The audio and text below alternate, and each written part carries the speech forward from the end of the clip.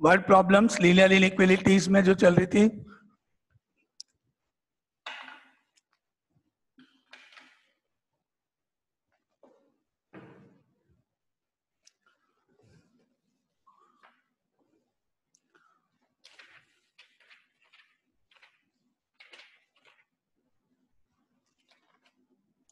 Yes कल जो अपन ने एग्जाम्पल किया था, एग्जाम्पल नंबर 2 था, उसमें था find all pairs of consecutive even positive integers. तो अपन ने लेग किए थे दो नंबर्स, एक तो x और एक x+2, both of which are larger than 8, यानी x is greater than 8, x+2 is greater than 8, that means x is greater than 8, x is greater than 6, और इनका कंबाइंड आंसर था x should be greater than 8। और उसके बाद था such that their sum is less than 25, sum is less than 25। Yes क्या पूछा प्रियंका तुमने? प्रियंका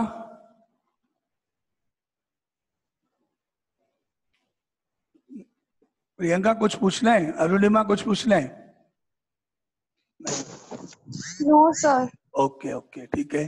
नाउ अब आगे x is greater than 8 combined. अब कल अपना था सच दैट देयर सम मतलब x plus x+2 less than 25। इसका मतलब हो गया 2x+2 less than 25, therefore 2x is less than 23, therefore x is less than 2 से डिवाइड करने पर 11.5। अब आपको मिला x की वैल्यू 11.5 से स्मॉलर है और 8 से ग्रेटर है, तो अपन ने कंबाइन किया x ग्रेटर देन 8 है, लेस देन 11.5 है, that means x is greater than 8 less than 11.5, यहां तक। अब अपने को पेयर्स बनाने हैं, तो अपने को मिलना है 8 से ग्रेटर वैल्यू चाहिए, तो 8 से ग्रेटर होता है 9, 10 एंड सो ऑन, लेकिन क्योंकि ऑलरेडी अपन लिख चुके हैं x इवन होना चाहिए, तो x से ग्रेटर जो नंबर है वो है 10, x से ग्रेटर नंबर है 10 जो इवन है। तो अपने जब पेयर्स अपन लिखेंगे तो पेयर्स में फर्स्ट पेयर बनेगा 10 कॉमा और नेक्स्ट नंबर 2 प्लस करके, क्योंकि एक x है तो एक x+2 है, 10 कॉमा 12। और अगर मैं x की नेक्स्ट वैल्यू नेक्स्ट पेयर बनाऊंगा तो वो 12 एंड 14 होना चाहिए, लेकिन ये नंबर 12 11.5 से स्मॉलर नहीं है, इसलिए नहीं बनेगा, तो सिंगल एक पेयर बनेगा 10 कॉमा 12। ये क्वेश्चन अपन ने कल किया था, वापिस से आपके सामने। अगर आप कोई डाउट इसमें है तो आप पूछो। एनी डाउट इस क्वेश्चन में किसी को? क्वेश्चन 2 कल किया हुआ क्वेश्चन है, वापिस कोई डाउट इसमें किसी को कुछ पूछना है? चलो तो यहां तक ये क्वेश्चन 2 कंप्लीट, इसमें कोई डाउट नहीं, क्लियर सबको? चलो तब आगे मूव करते हैं क्वेश्चन नंबर 3 पर। फर्स्ट सेकंड कल की थी word problems. Example number 3 word problems linear inequalities.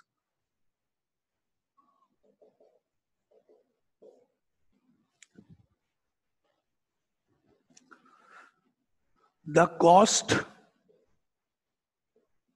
and revenue functions, cost and revenue functions of a product are given by C bracket में x, C for cost, C मतलब cost function, cost की value C x is equal to 2x plus 400 and Rx is equal to 6x plus 20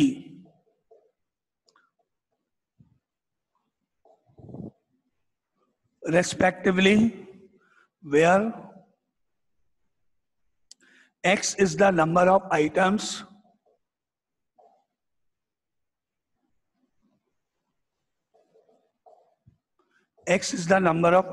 produced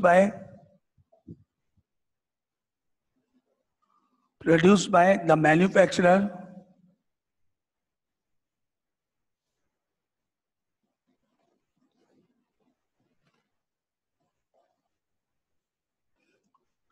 how many times, sorry, how many items the manufacturer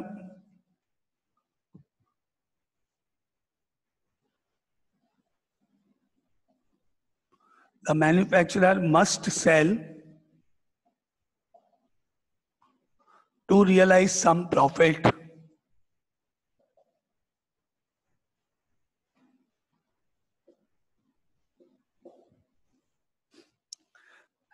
question पढ़ लो, question लिखो अच्छे से, question पढ़ लो अच्छे से एक बार, फिर देखते हैं इसमें क्या पूछा है, क्या गिवन है.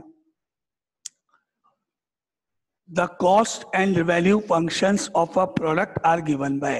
कोई प्रोडक्ट है, उसको जब हमने परचेज किया या उसकी मैन्युफैक्चरिंग की गई, उसको बनाया गया, प्रोडक्शन किया गया, तो कुछ एक्सपेंडिचर, कुछ खर्चा, दैट इज कॉस्ट. कुछ कॉस्ट आएगी आपके पास, तो जो कॉस्ट आएगी उसको मैन्युफैक्चरिंग करने की, वो यहाँ लिखी हुई है. अगर आप x की वैल्यू 1 रख दोगे तो 2 into 1 2 plus 400 दैट इज 402 हो जाएगा. और ये आ जाएगी cost of manufacturing of one item, only one. अगर एक आइटम परचेज किया जाए या मैन्युफैक्चर किया जाए तो x की वैल्यू 1 रखने पर उसकी कॉस्ट 402 हो जाएगी. 2 आइटम्स प्रोड्यूस किए गए तो x की वैल्यू 2 रखने पर 2 into 2 4 plus 400 404 हो जाएगी. क्योंकि अगर आप जितने कम आइटम बनाओगे, कम आइटम प्रोड्यूस करोगे, कॉस्ट उतनी ही ज्यादा लगेगी. जब अपन मशीन को ऑन करते हैं, मशीन को ऑपरेट करते हैं, तो ऑपरेट करने के बाद उससे चाहे एक आइटम बनाओ चाहे ज्यादा आइटम बनाओ, बात एक ही. क्योंकि ऑपरेशन कॉस्ट उतनी है, लेबर कॉस्ट उतनी है, तो इसलिए जैसे जैसे आप आइटम बढ़ाओगे कॉस्ट कम होती जाएगी. पहले आपने देखा एक ही आइटम प्रोड्यूस किया तो 402 हो गई. अब 2 आइटम्स प्रोड्यूस किए तो 2 into 2 4 plus 400 404 हो गई. तो 2 आइटम की कॉस्ट 404 हो गई. 3 आइटम्स की कॉस्ट और कम होती जाएगी. इसलिए तो ये नंबर ऑफ आइटम्स को डिनोट करता है यहाँ x. जैसे जैसे x प्लेस करते जाओगे कॉस्ट आती जाएगी आपकी. सिमिलरली जब अपन मैन्युफैक्चरिंग कर लेंगे तो उनको सेल करेंगे. जब अपन बाजार में कोई प्रोडक्ट खरीदने जाते हैं तो अपन बोलते हैं हमको ये प्रोडक्ट चाहिए, ये पेन्स चाहिए, ये पेंसिल चाहिए या रजिस्टर चाहिए. अगर अपन रजिस्टर की बात करें, अपन रजिस्टर गए ले लें, आपने बोला एक रजिस्टर चाहिए मुझे, ठीक है ये लो. कितने का है? 150 का है. ओके, अगर मैं ये पूरा 10 रजिस्टर्स एक साथ ले लूं या 12 एक साथ या 150 100 एक साथ, तो नेचुरली जितने ज्यादा रजिस्टर आप परचेज करोगे उतनी ही वो कॉस्ट कम करता जाएगा. पेन्स में अगर 10 रुपीज का एक पेन है, आपने पूरा एक बॉक्स खरीद लिया, पूरा एक बॉक्स मतलब 20 पेन 30 पेन जितने आपने एक साथ खरीदे, तो आपकी नेचुरली वो 10 के हिसाब से कैलकुलेशन नहीं करके 9 या 8 जो भी उसको डिस्काउंट देना हो आपको देगा. तो जैसे जैसे बल्क में अपन परचेजिंग करते हैं तो आपकी जो वैल्यू है वो कम होगी, मतलब कॉस्ट आपको कम पे करना पड़ेगा. तो वो यहाँ पे लिखा हुआ है. अगर आपने एक आइटम ओनली वन एक आइटम परचेज किया तो यहाँ पर 6 into 1 plus 20 that is 26 rupees revenue आए. मतलब आपने क्या किया, कंपनी ओपन करी, फैक्ट्री ओपन करी, एक आइटम प्रोड्यूस किया तो आपको मिला 402 रुपीज की कॉस्टिंग. उसको बाजार में जाके बेच दिया, सेल कर दिया, तो आपको मिला 6 into 1 6 plus 20 only 26 rupees loss हो गया. सिमिलरली आपने जब 2 आइटम प्रोड्यूस किए तो कॉस्ट हो गई 404 और 12 plus 20 32, तो 32 मिले. तो एक सिचुएशन ऐसे आएगी, एक नंबर ऑफ आइटम्स ऐसे होंगे जब आपका रेवेन्यू बढ़ जाएगा, क्योंकि ज्यादा आइटम प्रोड्यूस करोगे, ज्यादा सेल होगी तो ज्यादा रेवेन्यू आएगी नेचुरली. और आपने देखा ज्यादा आइटम प्रोड्यूस करने पे कॉस्टिंग कम होती जा रही है. तो आपको वो सिचुएशन बतानी है कि प्रॉफिट होने के लिए कितने आइटम्स प्रोड्यूस किए जाएं, कम से कम कितने आइटम्स प्रोड्यूस किए जाएं, वो इस लास्ट लाइन में लिखा. How many items the manufacturer must sell to realize some profit. 1 के लिए आपके सामने एग्जांपल में लॉस है, 2 के लिए एंड सो ऑन. तो आपको ये बताना है कितने आइटम प्रोड्यूस किए जाएं. अब आप ये बताओ, अगर आपको प्रॉफिट चाहिए तो कॉस्ट फंक्शन और रेवेन्यू फंक्शन में क्या रिलेशन होना चाहिए? रिलेशन होना चाहिए revenue function is always greater than the cost function. ये वैल्यू जो रेवेन्यू कैलकुलेट होगी वो उससे ज्यादा होनी चाहिए, ज्यादा अमाउंट रिसीव होना चाहिए, कॉस्टिंग कम होनी चाहिए ना. तो अपन यहाँ इनइक्वालिटी इस लाइन से बनाएंगे ऐसे. Now for some profit,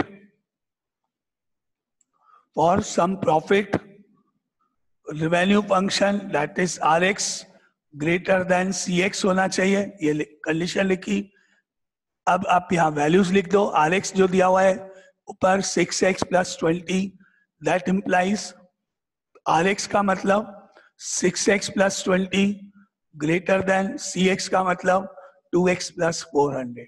ये बन गई आपकी इस लैंग्वेज की लीनियर इनइक्वालिटी इक्वेशन, जिसको सॉल्व करने पर आपको मालूम पड़ जाएगा x की रेंज क्या है, कितने आइटम्स प्रोड्यूस और सेल किए जाएं वो मालूम पड़ जाएगा. अब आप 2x को इधर ले आओ, 20 को उधर ले जाओ, क्या बन गया 6x - 2x 400 - 20, और माइनस करने पर 6 - 2 4x, और इसको माइनस करने पर 380, और डिवाइड करने पर x ग्रेटर देन 95. या आंसर कि अगर आप 95 से greater 96, 97, 98 and so on items produce और सेल करोगे तो आपको कुछ प्रॉफिट होगा. आप चाहो तो 95 से ग्रेटर 96 वैल्यू इधर रख लो और इधर रख लो, आपको मालूम पड़ जाएगा कि आपको कुछ ना कुछ प्रॉफिट हुआ होगा. तो आपका आंसर ये more than 95 items. In language अपन लिखेंगे for realizing some profit the manufacturer must sell more than 95 items. Any doubt इस पूरे क्वेश्चन में? चले आगे. क्लियर मतलब क्वेश्चन का, सॉल्यूशन का, मीनिंग सब कुछ ठीक है.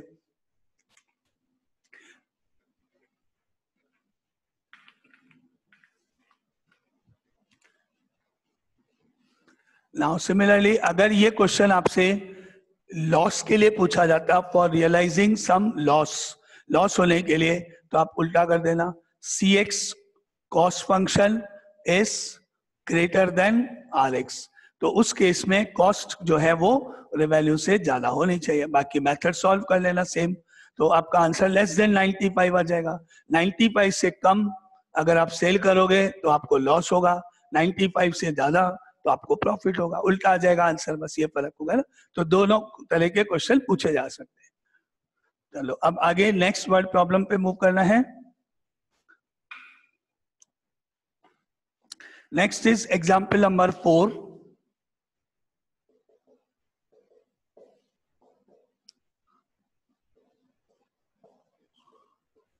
IQ of a person is given by the formula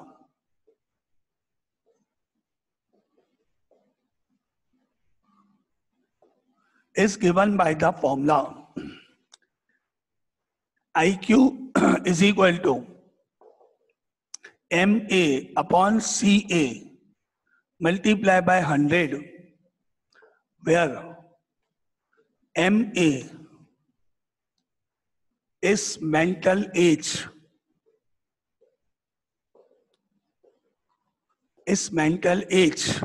and CA is chronological age.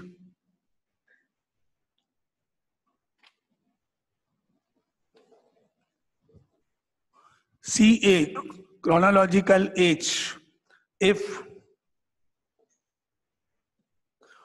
80 less than equal to IQ less than equal to 140. अगर किसी की IQ 80 से 140 के बीच में है, including 80 including 140, if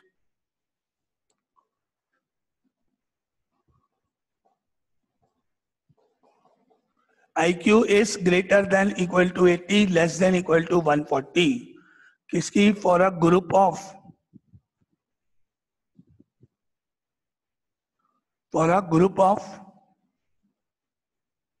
12 years, for a group of 12 years children. Now find the range of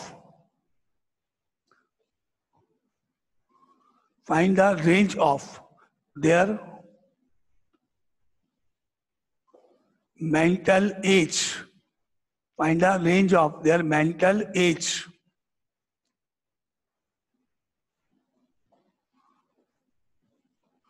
question है अब आप समझो क्या है इसमें,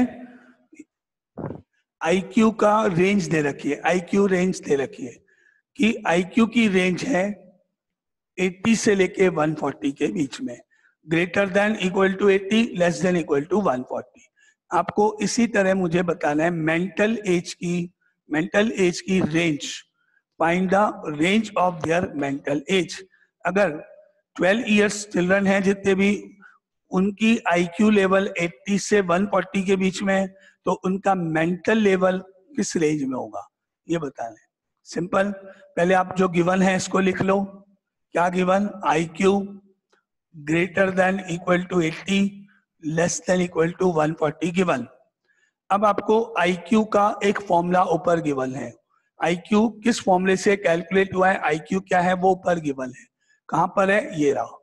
तो इस फॉर्मूले को IQ की जगह लिखोगे तो क्या बना? 80 MA upon CA into 100 and less than equal to 140। ये लिख दिया आपने। अब आप इसमें वैल्यू प्लेस करोगे। आपको याद है इनइक्विटी में अपन ने डबल दोनों एक साथ करना सीखा था। MA मालूम करना है, CA आपको मालूम है, क्वेश्चन में दिया हुआ है। क्रोनोलॉजिकल एज कितनी है? Chronological age anyone? CA की जगह मैं क्या लिख दूं? 12। यस, क्रोनोलॉजिकल एज आपको क्वेश्चन में गिवन है, दैट इज 12 इयर्स ग्रुप की बात हो रही है। तो क्रोनोलॉजिकल एज यानी CA आपको मालूम है 12 है, और MA आपको निकालना है। तो अपने आप आपकी ये इनइक्वालिटीज फॉर्म हो गई है। अब आप इसमें CA की जगह पहले 12 लिख दोगे तो आपकी इनइक्वालिटी फॉर्म हो गई, जिसको सॉल्व करना बाकी है। अब आगे नेक्स्ट स्टेप क्या हुआ इसका? That implies 80 less than equal to MA find करना है, CA की जगह 12 multiply by 100 less than equal to 140। ठीक है, नाउ एनी डाउट यहां तक इक्वेशन फॉर्म करने में? कोई डाउट किसी को यहां तक? यहां तक क्लियर? ओके, नाउ अब आप इसको सॉल्व करके मुझे बता दो जरा, देखें कौन बताएगा। ये अपन इस तरह का क्वेश्चन कर चुके हैं पहले ही, है ना? स्टेप बाय स्टेप MA तक जाना है आपको। पहले डिनोमिनेटर में से 12 हटा दो, फिर इनटू में से 100 हटा दो, स्टेप बाय स्टेप, और अंत से जिसको आता है करके बता दो उसकी रेंज क्या होगी। 9.6 is less than equals to mental age is less than equals to 16.8.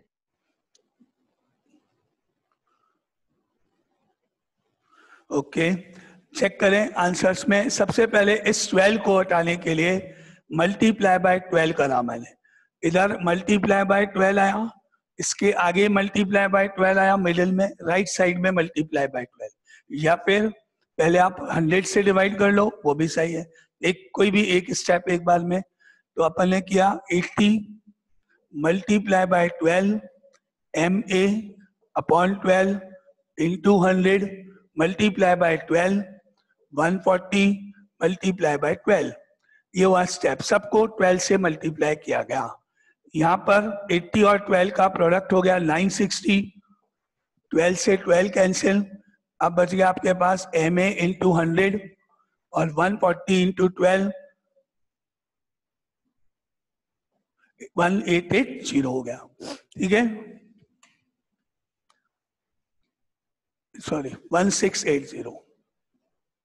ठीक है, अब आप 100 से डिवाइड कर दो, 960 divided by 100 MA multiply by 100 divided by 100 less than equal to 1680 divided by 100।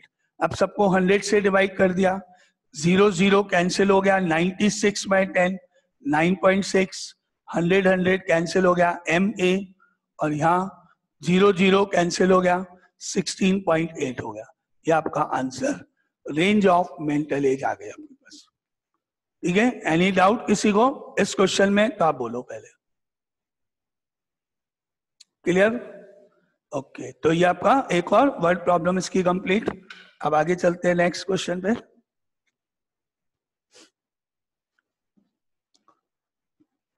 Example number 5।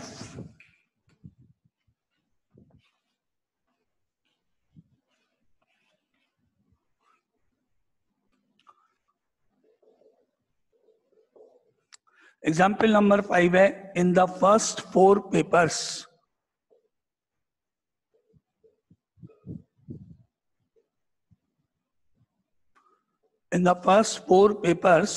each of 100 marks,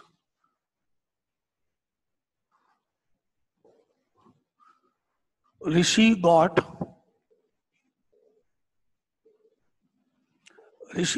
95, 72, 73, 83 marks.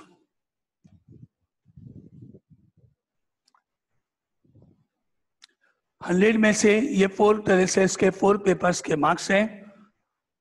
Next line, if he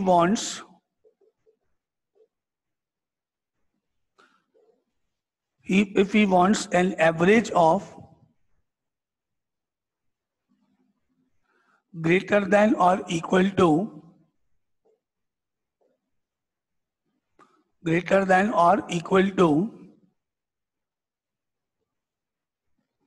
75 marks and less than 80 marks.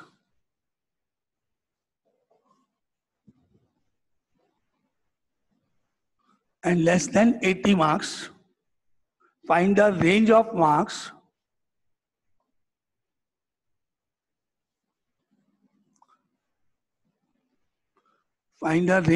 marks he should score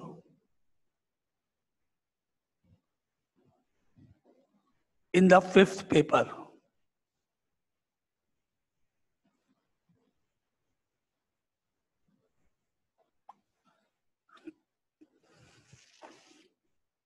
क्या लिखा अपने पास question में? Rishi got 95 marks, 72 marks, 73 marks, 83 marks in 4 papers. और 5th paper के marks की range आपको बतानी है, कितने मार्क्स लाने चाहिए, जिससे कि 5 पेपर्स का एवरेज निकालें. अगर एवरेज मार्क्स निकालें तो वो एवरेज आपकी क्या होनी चाहिए? 75 equal to 75 marks greater be and less than 80.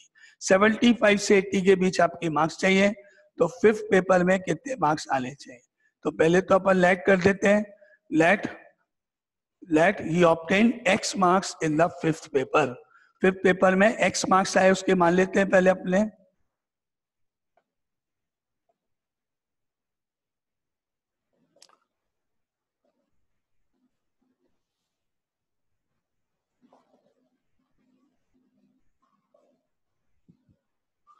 ठीक है, लेट कर लिया. अब आपको आता है एवरेज निकालना. सबको एवरेज मतलब मीन निकालना.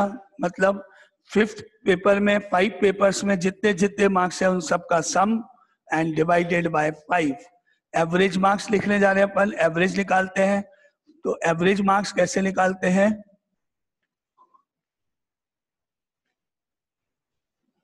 नाउ एवरेज मार्क्स,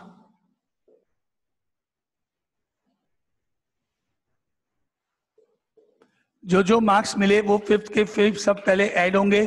तो अपने को मिलेंगे एवरेज मार्क्स में क्या क्या? 95 plus 72 and plus 73 and plus 83 और प्लस x डिवाइडेड बाय 5. ये एवरेज मार्क्स निकल गए अपने. इसको अपन अभी आगे फर्दर सॉल्व करेंगे और इसकी रेंज क्वेश्चन में गिवन है. ये जो एवरेज आपने निकाला इसके लिए क्या बोला है? ग्रेटर देन और equal to 75 and less than 80. तो ये लाइन आप यहाँ पे लिखो, ग्रेटर देन और इक्वल टू 75, लेस देन 80. मतलब ये average 95 plus 72 plus 73 plus 83 plus x divided by 5 is greater than equal to 75 and less than only 80. ठीक है, यही मतलब है. क्या लिखा था? If he wants an average of greater than or equal to 75, तो greater than और equal to दोनों लगाया अपन ने, and less than 80, तो वहां अपन ने केवल less than लगाया. बन गई इक्वेशन. अब आप इसको सॉल्व कर दो. x की वैल्यू निकालनी है आपको. तो इसके लिए अपन ने क्या करा?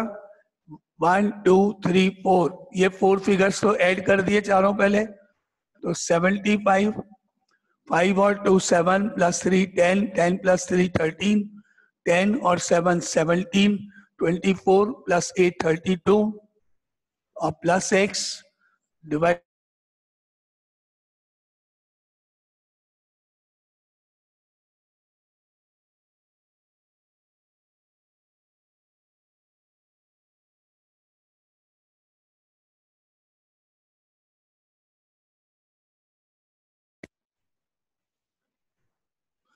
तो 5 से इंटू करने पर ओके 75 इंटू 5 25 और 35 और 2 37, 323 प्लस x और इधर 5 से इंटू करने पर 400।